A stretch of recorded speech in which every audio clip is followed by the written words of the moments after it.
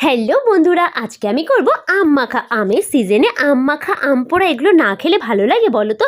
আমার তো আম মাখা খেতেও ভালো লাগে আর আম পোড়া শরবত খেতেও দারুণ লাগে। আজকে যে আম মাখাটা করছি, তোমরা আবার ভেবো না বাড়ির গাছ থেকে পাড়া আম, এটা কিন্তু বাজার থেকেই কেনা।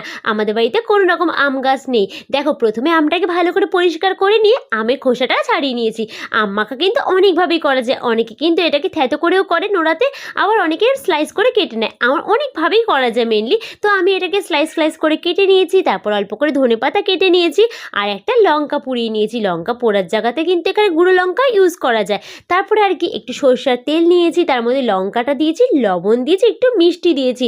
আমি আবার খুব বেশি টক খেতে পারি না, তাই একটুখানি চিনি অ্যাড করেছি। ব্যাস, সব কটা জিনিসকে ভালো করে মিশিয়ে নিয়েছি। আর এরপরে কিন্তু কাসুন্দি অ্যাড করলাম। এরপরে এর মধ্যে যে আমগুলো কেটে রেখেছিলাম দিয়ে মাখিয়ে নিলেই কিন্তু রেডি হয়ে যাবে আম মাখা। আচ্ছা, তোমরা কারা কারা আম মাখা খেতে ভালোবাসো অবশ্যই কমেন্টস করে জানিয়ে কিন্তু। ওপর থেকে ধনেপাতা দিয়েছি। ব্যাস দেখো, দেখতেই তো এত সুন্দর হয়েছে আম মাখাটা। চলো এবার টেস্ট করে দেখি এটা কীরকম হয়েছে।